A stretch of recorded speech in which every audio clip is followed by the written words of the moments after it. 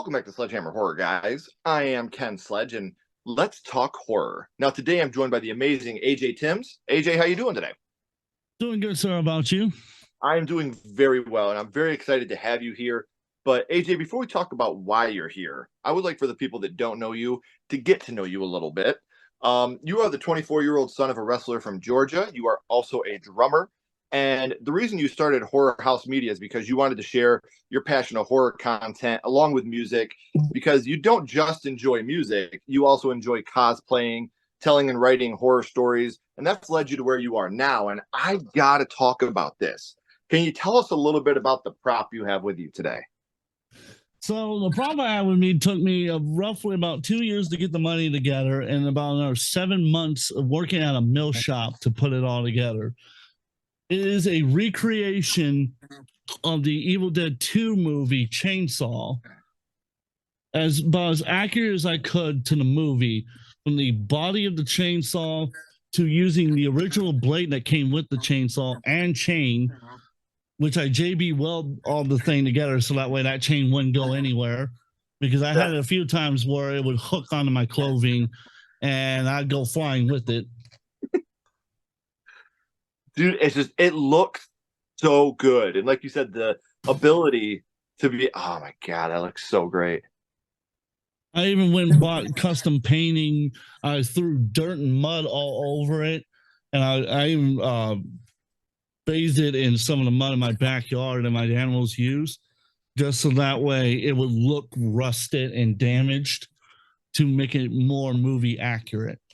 Yeah, it looks authentic. When you pulled it out when we were doing our pre-interview, I was blown away. I was like, that looks amazing. So, and then also I want to talk about HorrorHouse Media for a little bit. Obviously, if you guys, you should follow along. I have all the links for AJ down in the description below. But can you tell people why you decided to do HorrorHouse Media? So it starts back about 8 years ago when I started doing YouTube, and I was just posting drum covers with just like my brick iPhone at the time. And fast forwarded about 2021, 2022. I had just recently had broken up with my ex at that point, and I was talking to a great buddy of mine. His name is Richard Lanford.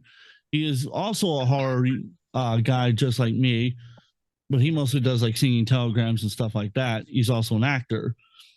I was talking to him about it, and he was telling me, since you own a collection of like Michael Myers mask, which if you want, I can get that for you at the end of the show and show you what I did with it. He's like, why not just start cosplaying? You love doing the scare acting when you worked at Six Flags. And like, I know it because me and you used to be co-workers. So I started filming myself with the iPhone, doing like the Michael Myers head pose, the head tilting. And it took me about a year or so to learn how to actually do it.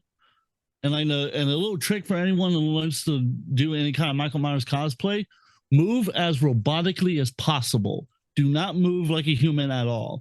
If you want to match how Michael does it, how Nick Castle and Dick Warlock do it, walk like a robot, move like a robot. That's how you match that evil and that soulless personality. Because otherwise, if you walk normally or you try to walk stiff like, you're going to come off like you're a Jason trying to cosplay as Michael. Right. See, and I love the depth that you go talking about this stuff, because it shows that you've done your research. You worked really hard on being able to do what you love to do. And cosplaying, like you said, is something that you thoroughly enjoy and you thoroughly love doing. So I love the fact that this is something that people can get behind and follow you. So have you gone to any conventions cosplaying yet? Yes, I don't know if I will be there this year, but I have gone to Dragon Con. I've gone to MomoCon. The first time I went to MomoCon, which was in 2022 of the same year, I went as Michael Myers, and then Dragon Con. And a little funny story about Dragon Con. So right before Dragon Con, I had to have surgery to remove a hernia. And as like I decided as part of my therapy to recover, and this was about like 5 days after the surgery or something like that, I decided I was going to walk all up and down Atlanta for a whole day. as Michael Myers, and that worked out so beautifully Yes. because people legitimately thought. And I actually ran into some friends of mine from church that I go to. I ran into them and didn't even realize it That it until I was got you? pictures afterwards. Yeah, they didn't That, know it was me. They had no clue, and it was funny. that's They were awesome, sending man. me pictures. He's like, well, the guy was a friend of mine from church, and one of his friends, her name is Sam. She dressed up as Snow White. There was pictures, and you can find it where I was stabbing Snow White to death, and I didn't know it was a friend of his until afterwards. And I was like, that's fucking hysterical. Yeah, that's amazing, man. Um, so we talk about how much you love cosplaying and how you love horror house media. Also, you're a drummer. You guys can check out his stuff online for that as well. Like I said, all those links are right in the description. But in order to do horror house media, AJ, horror had to start for you somewhere. So now I would like to go back to the past and talk about what got you started in the horror genre, your first horror movie, and AJ, your first horror movie was. Evil Dead 2, Dead by Dawn. And like I said, now that you're doing these, have you thought of doing any like Ash cosplays anywhere? I have actually. I have a few of them, and funny enough, I'm Looks wearing the perfect, outfit right man. now.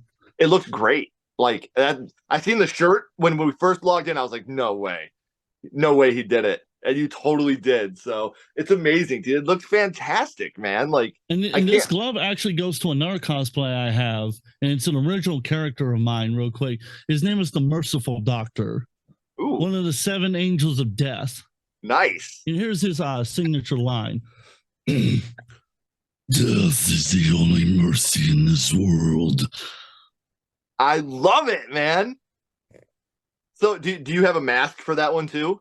Yes, a plague doctor mask specifically. It's a steampunk style. Yes, dude. Oh, that's sick. He wears like a Um, fancy suit and everything. Dude, I love that. Cosplaying is hard.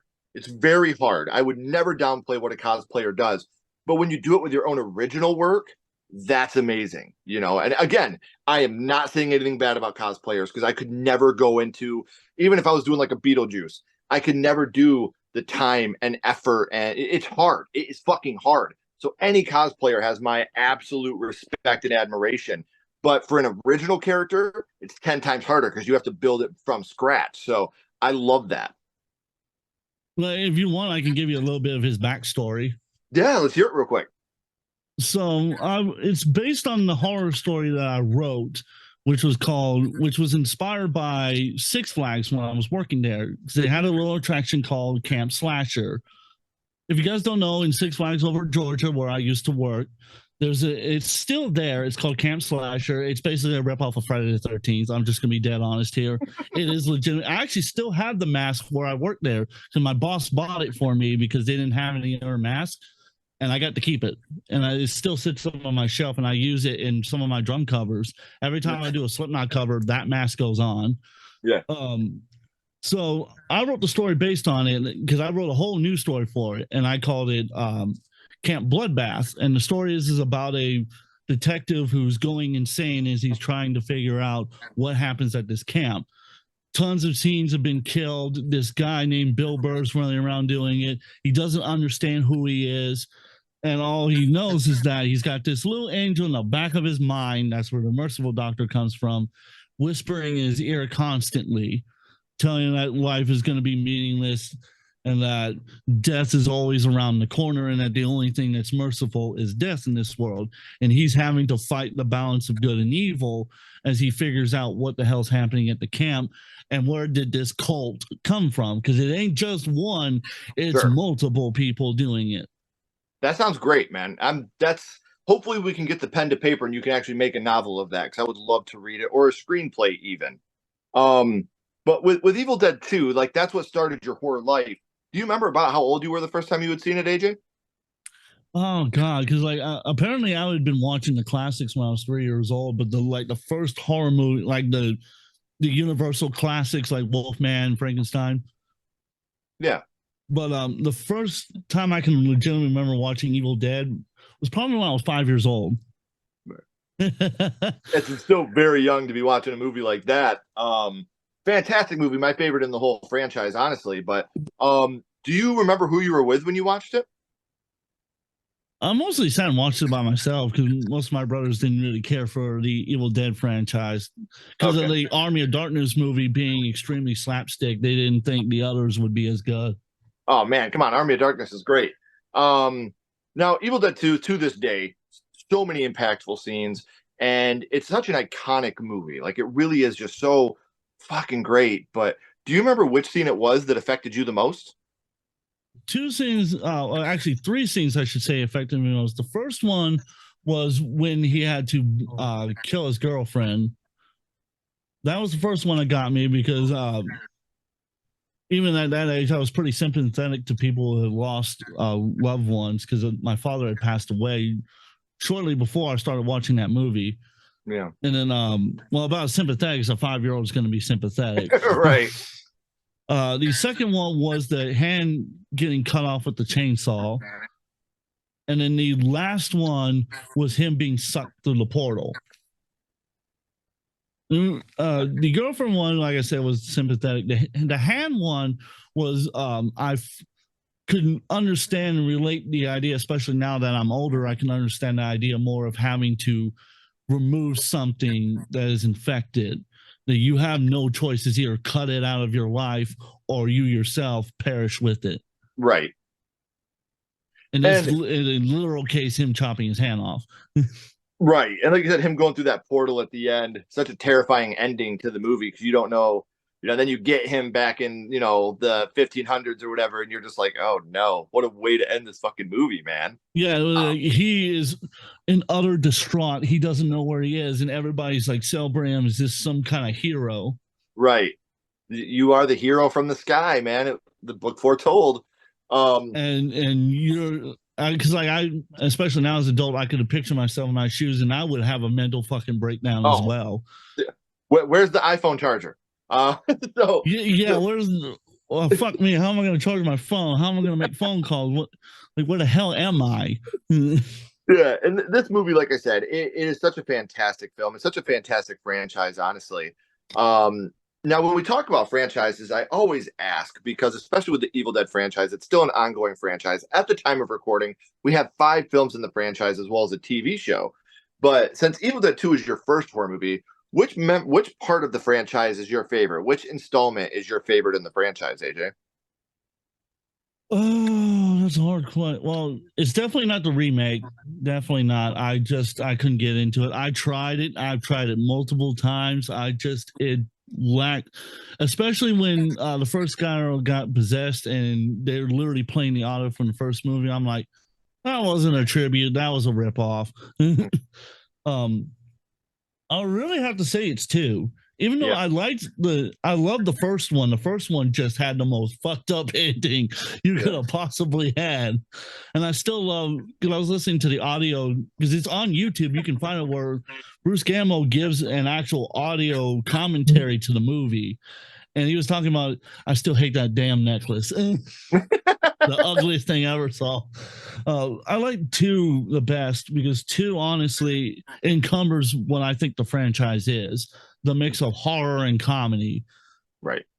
Because you do have a lot of very, like you said, slapstick moments in Evil Dead 2, like when he's trying to shoot his hand and it gives him the bird. Oh yeah, flips him right off. That was hysterical. That's a moment that I think is absolutely hilarious. But like Henrietta down in the fruit cellar, like that is absolutely terrifying. So this does have those moments. Dear God, I buried her in the fruit cellar. When I heard that line, I went, "Uh-oh." Yeah, and I think that this movie has a little mix of everything for every type of fan. So, AJ, we've talked a little bit about you and what you do. We've talked about your first movie being Evil Dead 2, but here for a second, my little buddy Ghostface is here, and he has a question for you. What's your favorite scary movie, AJ? What is your favorite horror movie of all time? Oh God, that is a hard ass question. Ooh. If you really held a gun to my head and you told me I had to pick one, a lot of people are gonna hang me for this one. A lot of people are gonna hang me for this one. But it would be Halloween 4, Return of Michael Myers. Mm-hmm. And I think that's, honestly, I think that's one of the better ones in the franchise. Like I think Halloween 4 is a fantastic film. Especially in comparison to some of the other ones you get in that franchise. You know, they kill Ted Hollister on Halloween 4, man. What else do you want? The guy just want to take a piss and they kill him. Well, it's like a great example is that if you watch like Dr. Warfield as another great and I'm going to be going over his reviews of the movies as well on my channel, but that's besides the point. He talked about it in the fourth, like when his review, because he talks about early on, is like Mustafa Khan was looking at what had happened, and he's like, how do we take it back to the basics and give the audience what they want? Right. And how do we bring Michael back in a way that is spectacular? Well, what better way? And after 10 years of being in a coma, he just wakes up like there's nothing to it, and he just starts his rampage all over again. Right. And in my opinion, it has the best ending of any Halloween movie. I think it's even better than the first movie. Oh yeah, unloading on him. When Jamie Lloyd turns into Michael Myers at the very end, and Loomis is screaming no, and he's trying to kill her. The sheriff's trying to stop him, and he stops. He's like, "Oh my god!" And there she is, standing there with the scissors, tilting her head. I was like, "Yeah, I wish they wouldn't have retconned that." I fucking don't understand why they did that. Yeah. Because Donald Pleasance and Jamie both said that it should happen. Even the guy who played Michael Myers, Don Shanks, I believe is his name, said that that should have stayed in the franchise. That should have been the thing leading up. Yeah, because then in part 5, you could have it be about Jamie being the villain and not Michael coming back after being shot 1,000 times again. So I know we talked about it already, and like I said, I have all of AJ's links down in the description, guys. So make sure you're following AJ on social media, subscribing to the YouTube, becoming a part of that family as well. But before I let you go, AJ, we always bounce back to the same question. We're going to go back to Evil Dead 2, and what we're going to do is rank this movie on a skull count. Now, we're not ranking it on acting, production, score, direction, nothing like that. We're not being critics. All we're doing is ranking Evil Dead 2 on how much it affected you on your first viewing. So 0 skulls being not effective, 5 being extremely effective. You can use half and quarter skulls anywhere in the middle. AJ, what would your ranking of Evil Dead 2 be? 4. Perfect ranking. Perfect ranking. So again, thank you, AJ, for coming and spending some time with me. I've loved getting to know you and talking about Evil Dead 2. But please don't go anywhere, my friend. I do have a couple more questions for you. Everyone else, if you haven't already, please like, comment, and subscribe. It does help build the channel more than you know. And follow Sledgehammer Horror on social media. Our links are in the description as well. But until next time, keep talking horror, stay what you are, and we'll see you guys soon.